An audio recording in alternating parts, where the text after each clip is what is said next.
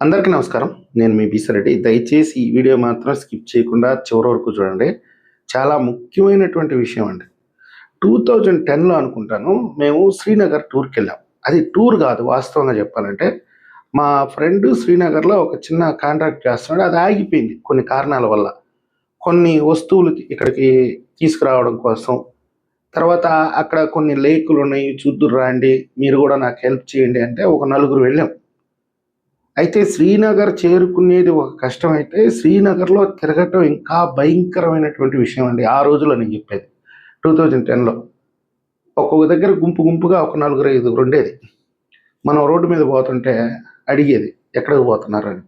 "మేము ఇక్కడికే పోతున్నామండి" అంటే, "ఎందుకు పోతున్నారు?" ఎవరు ఈళ్ళంటే, ఆ స్థానికంగా ఉండేటటువంటి గ్రూపులు, గూండాలు. మేము తెల్లారి ఏం చేసినామంటే, అక్కడ ఒక లేక్ ఉంది. అక్కడ ఒక ఆంజనేయ స్వామి గుడి ఉంది. అక్కడికెళ్ళేసి దర్శనం చేసుకొని వెళ్ళిపోదాం. చాలా ప్రయత్నించినాం కొన్ని లేకులు, ఆ కొండలన్నీ తిరగాలని. కానీ కుదరల. అయితే ఈ గుడికి మాత్రం పర్టిక్యులర్‌గా ఎళ్ళేసి వద్దాము అని చెప్పి ప్రయత్నిస్తే అడుగడుగునా ఈళ్ళు అడ్డగిస్తున్నారు. మా వల్ల కాలే. ఏంట్రా ఇలా వీళ్ళు బెదిరిస్తున్నారు, డబ్బులు అడుగుతున్నారు పైగా. ఒక 500 ఉంటే ఎయండి, 200 అంటే ఎయండి. మేము ఇది భయపడిపోయి అందులో స్థానికులం కాదు. ఒక దగ్గరికి పోయేటప్పటికి సీఆర్‌పీఎఫ్ క్యాంప్ ఒకటున్నింది. అంటే ఆర్మీ క్యాంప్ కాదు. సీఆర్‌పీఎఫ్ వాళ్ళ క్యాంప్ ఒకటున్నిందక్కడ. వాళ్ళ దగ్గరికి పోయాం. సార్ ఇట్లా మేము హనుమాన్ టెంపుల్‌కెళ్ళాలనుకుంటున్నాము.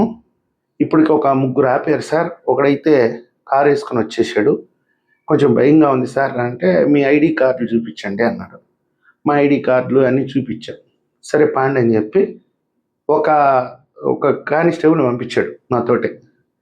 సరే మేమంతా కార్‌లో ఎక్కించుకొని పోతా ఉంటే 2 దగ్గరలో ఆపితే ఇతను వాళ్ళకేదో చెప్పాడు. నేరుగా ఆ టెంపుల్‌కెళ్ళాం, దర్శనం చేసుకున్నాం, వచ్చేసాం. ఆ టెంపుల్‌లో కూడా పూజారి లేడు. మేమే పోయి టెంకాయ కొట్టుకున్నాము. కాసేపు కూర్చున్నాం. దాని పక్కన ఒక లేక్ ఉన్నింది. అన్నీ చూసుకొని వచ్చేసాం. నేనెందుకు చెప్తున్నానంటే, ఈరోజు ఈ సమ్మర్ వెకేషన్‌కి చాలామంది జమ్మూ కాశ్మీర్‌కి వెళ్ళిపోతున్నారు సరదాగా. వైఫ్ అండ్ హస్బెండ్ వెళ్ళిపోతున్నారు. చిన్న చిన్న పిల్లల్ని తీసుకొని వెళ్ళిపోతున్నారు. ఇంత మార్పుకి కారణం ఏంటి అంటే 370 ఆర్టికల్ రద్దు చేయడం. ఆ రోజు జమ్మూ కాశ్మీర్ అనేది మన దేశంలో అంతర్భాగమే. కానీ దానికి ఒక ప్రత్యేక రాజ్యాంగం. అక్కడ ఏం జరుగుతున్నా మనం ప్రశ్నించేదానికి లేదు. కనీసం అక్కడ ఒక సెంటు భూమి కొనేదానికి కూడా లేదు. మనకు హక్కే లేదు. దానికి ఒక ప్రత్యేక రాజ్యాంగం. మళ్ళీ భారతదేశంలో అంతర్భాగం. బీజేపీ తీసుకున్నటువంటి ఒక మంచి నిర్ణయం అది. చాలామంది బీజేపీ మీద వ్యతిరేకతతో ఏదేదో మాట్లాడుతుంటారు. నేనేం బీజేపీ కార్యకర్తను కాదు. బీజేపీ సిద్ధాంతాలకి నేను కూడా వ్యతిరేకనే. కానీ 2014లో ఈ దేశానికి నిజమైనటువంటి స్వాతంత్రం వచ్చింది మాత్రం అప్పటి నుంచే. ఇంకో విషయం చెప్తాను. ఉత్తరప్రదేశ్‌కి వెళ్ళాం. ఇయర్ కరెక్ట్‌గా గుర్తులేదు. అక్కడ సమాజ్వాదీ పార్టీ ఉంది అధికారంలో. ఉత్తరప్రదేశ్‌లో హస్తినాపురంకి వెళ్ళాం. హస్తినాపురం వెళ్తే అక్కడ మన కౌరవులకి సంబంధించిన కొన్ని కొన్ని ఉంటాయి అక్కడ. అవి చూడాలని వెళ్తే వెళ్ళనీయట్లా. ఆపేస్తున్నారు. నేను ఒకరితో వాదుకు దిగాను. అంటే వీళ్ళందరూ కూడా పోలీస్ డిపార్ట్మెంటే. ఏమయ్యా ఇది నా దేశము. నా దేశంలో నేను ఒక హిందువు అయ్యుండి, నా హిందువులకు సంబంధించిన పురాణ గాథలు ఏదైనా చూద్దామని లోపలికి పోతుంటే, మీరెందుకండి అడ్డుకుంటున్నారంటే, పోకూడదండి. Restricted area.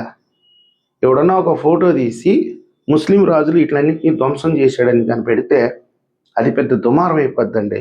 మీరు వెళ్ళిపోండి ఇక్కడి నుంచని బలవంతంగా పంపించేశారండి.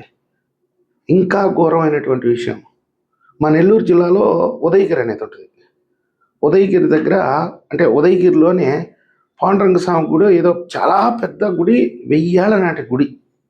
ఆ గుడిలోకి వెళ్ళి ఫోటోలు, వీడియోలు తీయడానికి పర్మిషన్ అడిగారండి. ఇది పచ్చి నిజం నేను చెప్పేది. ఇదేంట్రా బాబు, నేను నా హిందువుల దేవాలయం నేను పోయి తీసుకుంటే మీకేంటి అభ్యంతరం అంటే, వాళ్ళు చెప్పింది కూడా అదే ఆన్సర్. మీరు వీడియోలు తీస్తారు, ఫోటోలు తీస్తారు, రేపొద్దున వీటిని పెట్టుకొని హిందువుల మీద దాడి చేశారని చెప్పి ప్రచారం చేస్తారు. దీనివల్ల దేశంలో అల్లకల్లోలం అయిపోద్ది. ఇది ఎక్కడ న్యాయం అండి? నా హిందూ టెంపుల్కి నేనొచ్చి చూసేదానికి మీరెందుకు అడ్డుకుంటున్నారు? అనేక సందర్భాల్లో దేశంలో అనేక ఆలయాల దగ్గర నాకు ఎదురైనటువంటి సంఘటనలు నేనే ప్రత్యక్ష సాక్షిని. 2014 తర్వాత ఇది నా సొత్తు, ఈ దేశం, ఇది నా గుడి, ఇది నా ప్రాంతం. ఈరోజు లడఖ్కి టూర్లు వెళ్తున్నారు. కొత్తగా పెళ్ళయిన జంట సమ్మర్ వచ్చిందంటే ఇంతకుముందు ఏ ఊటీకో ఎక్కడికో వెళ్ళేవాళ్ళు, ఇప్పుడు నేరుగా లడఖ్కి వెళ్తున్నారు, ఎంజాయ్ చేస్తున్నారు. అంటే అంత స్వేచ్ఛ వచ్చింది బీజేపీ అధికారంలోకి వచ్చిన తర్వాత. దాదాపుగా 75% భారతదేశాన్ని బీజేపీ ఆక్రమించేసింది. దానివల్ల ప్రయోజనమా నష్టం అనేది పక్కన పెడితే ఈరోజు అయితే ఒక హిందూకి స్వేచ్ఛ వచ్చింది.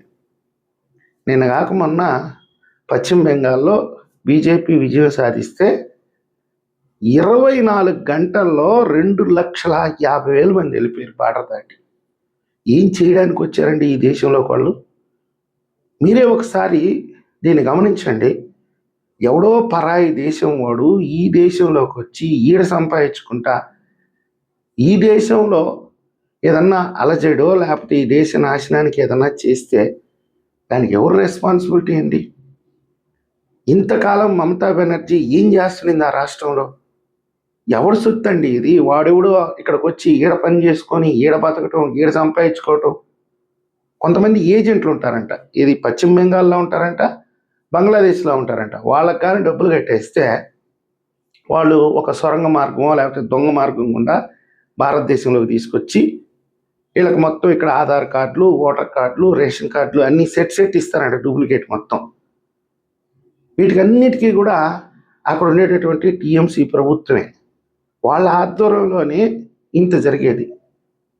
మమతా బెనర్జీ ఈ దేశంలో పుట్టింది, ఈ దేశ రాజకీయ నాయకురాలు, ఈ దేశ రాజ్యాంగం ప్రకారం ఎన్నుకోబడింది. ఇట్లాంటి పనికిమాలిన పనులాంటివి చేసేది. నేను ఇందాక చెప్పినట్టుగా ఎప్పుడైతే ఆర్టికల్ 370 రద్దు చేశారో జమ్మూ కాశ్మీర్ నుంచి కూడా 2.5 లక్షల మంది ఎస్కేప్ అయిపోయారంట. రాత్రికి కనపడకుండా వెళ్ళిపోయారు. మరి బీఎస్ఎఫ్ ఏం చేస్తుంది? వాళ్ళని అరెస్ట్ చేయొచ్చు కదా అని అనొచ్చు మీరు. బీఎస్ఎఫ్ వాళ్ళని వదిలేస్తుందండి, పంపించేస్తుంది అవతలకి. ఎందుకంటే వాళ్ళని అరెస్ట్ చేసి తీసుకొచ్చి వాళ్ళకి తిండి ఎవరు పెడతారండి? జస్ట్ ఐడెంటిటీ మాత్రమే తీసుకుంటారు. వీళ్ళ మీద ఏమన్నా కేసులు ఉన్నాయా ఇండియాలో? ఆ కేసులు గట్రా ఏం లేకపోతే పంపించటమే, మెడబెట్టి నెట్టి బయట వేయటమే వాళ్ళని. అట్లా 2,50,000 మంది ఆ రోజు జమ్మూ కాశ్మీర్ నుంచి వెళ్ళిపోతే ఈరోజు పశ్చిమ బెంగాల్ నుంచి 24 గంటల్లో 2 లక్షల మంది బయటికి వెళ్ళిపోయారండి. మీరు ఆశ్చర్యపోతారు. నేను కొన్ని సోషల్ మీడియాలో చూసి ఇది ఒరిజినలా ఫేకా నేను చాలా అనుమానపడ్డాను. బెంగాల్లో మన వాళ్ళు ఉంటే వాళ్ళకు ఫోన్ చేస్తే ఈ ఎన్నికలకు ముందే 10 లక్షల మంది బయటకు వెళ్ళిపోయారంట, ఇంకా 10 లక్షల మంది ఉన్నారంట. కొంతమంది అయితే బార్డర్ దగ్గర ఏమైనా పట్టుకుంటారేమో అని చెప్పి వేరే రాష్ట్రాలకి వెళ్ళిపోతున్నారంట.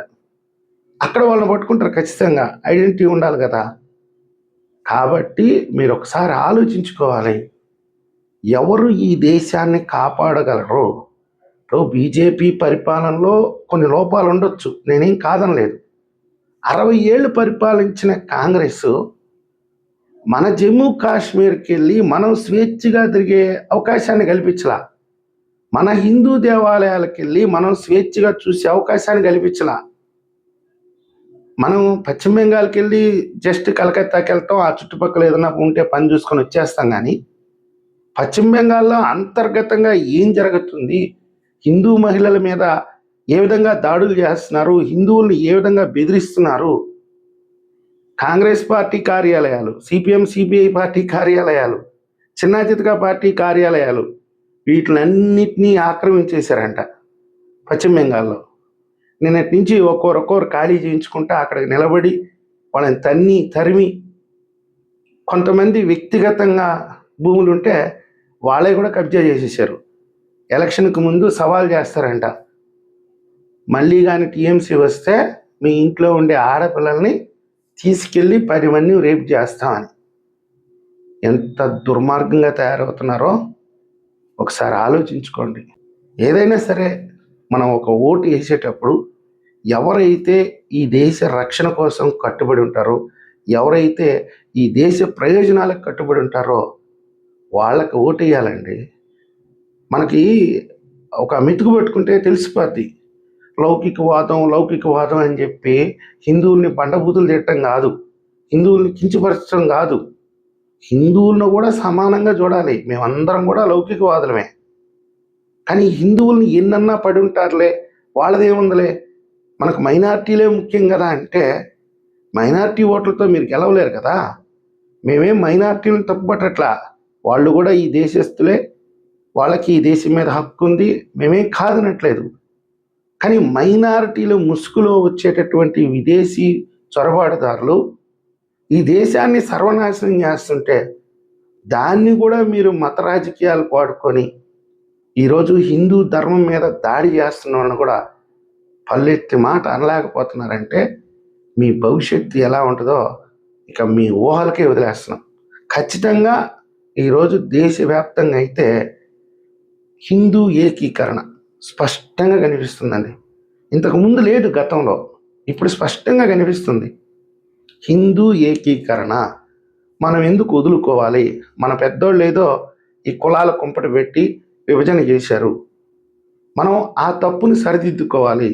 హిందూ అనేవాడు ఒక్కడే, ఇక్కడ దళితుడు లేడు, ఇంకొకరు లేరు. హిందూ మతం ఏకీకృతం. ఈ నినాదంతో ముందుకెళ్తే చాలా బాధ్యత ఉందండి హిందువులకి.